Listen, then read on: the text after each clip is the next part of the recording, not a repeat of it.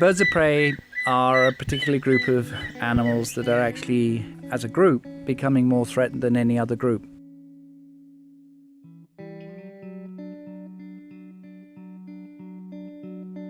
Raptor conservation is a huge subject, basically because it departs from the conservation of megafauna. Not going to be able to keep birds of prey behind a fence, as one would do a tiger or a tapir or white rhino. These have to live amongst humans, and that means in farmlands, even in cities, and wherever we are.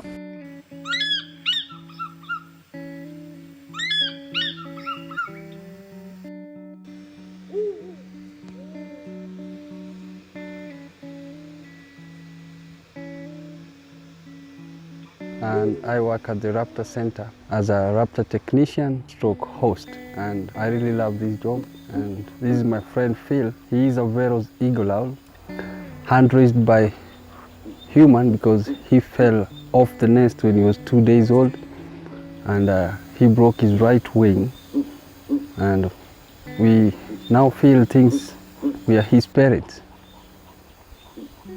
and he's happy and he likes human company.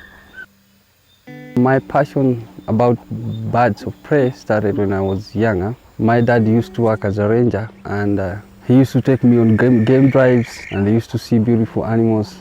That's how my passion grew, slowly by slowly. And after schooling, I joined KWS. I did guiding. But then I came to love conservation work, because I came to realize that owls were much more endangered because of the superstition that most locals here have towards them. I remember when I was younger, one of my friends, we found a baby spotted eagle owl, and he opened the wing, wanted to tell us to keep off, but my friend took a stick and killed it immediately. And I got very hungry because I was telling him, don't kill it, just leave it alone, but he went on and killed it. They cannot harm anyone. They're specially designed to work at night. Owls are not like bad omen as people say. I really love them.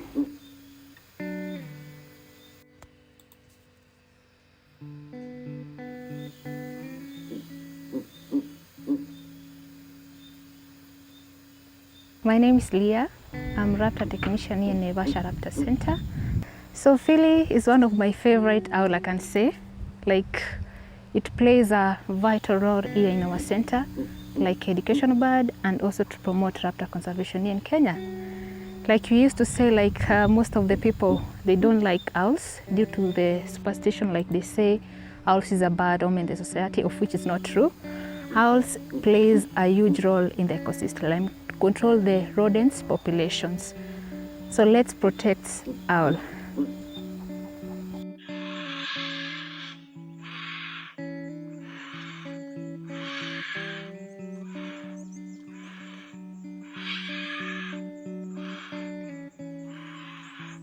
So I grew up in Sisabu Conservancy since when I was a little baby. So I used to participate in bird watching and some other activities in the park. So I spent most of the time there watching the birds.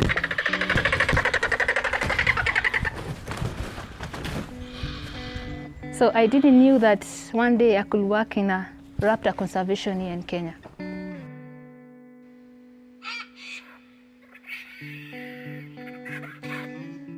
So we have given a name, Horis. So Horis has a problem with the left wing, both left and right, which we call the remiges, the flight wing. Cannot be able to fly, and also it consumes poison in Masai Mara. We can't release Horis. We also have a Rupel. One of my favorite is Hamed, which is a half blind.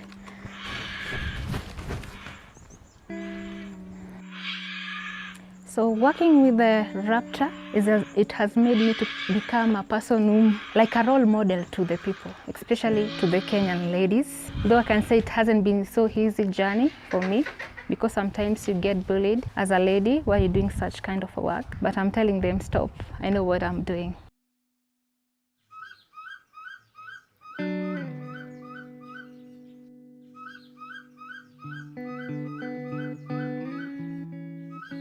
There's a group of eagles we call in Africa the mega eagles. And obviously that means they're the larger, more powerful eagles. And among them are the Veros eagle, martial eagle, and crowned eagle. We have a few others, but they are in small areas, small pockets. Now when we go back to the three classics, the Barrows, crowned eagle and martial eagle, one can imagine that they, because of their size, would compete with exactly the same prey resources and perhaps even the same nest sites. But they built completely differently. The crowned eagle is built like an accipiter with very short wings and long tail, and that is clearly designed to live within thick forest and open woodlands.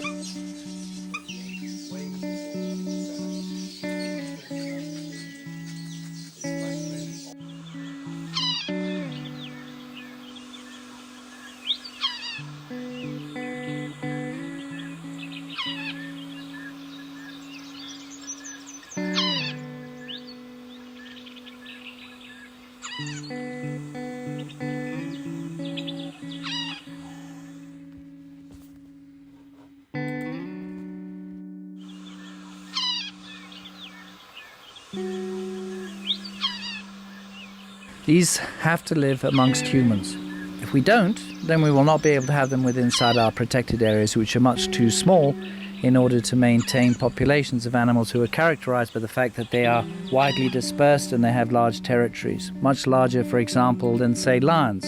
An area occupied by a martial eagle, for example, is enough territory to keep 36 lions. So we have to have our conservation needs to be guided by research. So we have lots of research and we go out there and we try to identify if the species is struggling, what the reason is, before we obviously can do anything about looking after them. And that's an area where it's actually quite safe. It's a nice place to be. One can be well employed, doing something productive, doing the research. You may find that the research isn't really that necessary, but we don't really have the ability to put conservation actions into place because they want the research to be so thorough.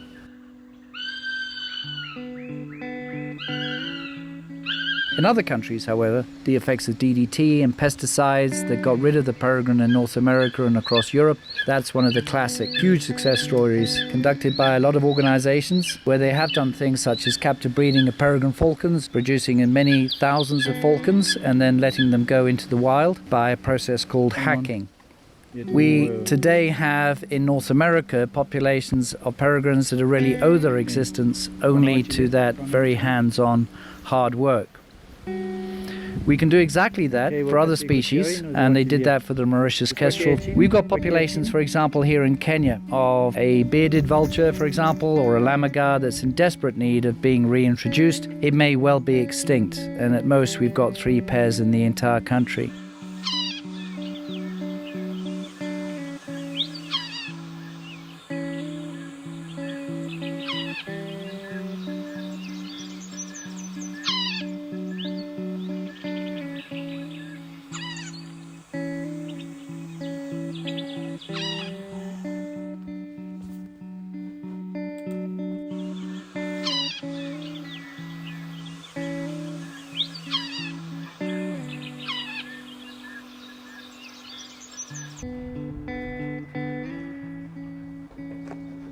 So I love doing my work, and I promise myself maybe I'm gonna do it for the rest of my life. Protecting these innocent birds of prey.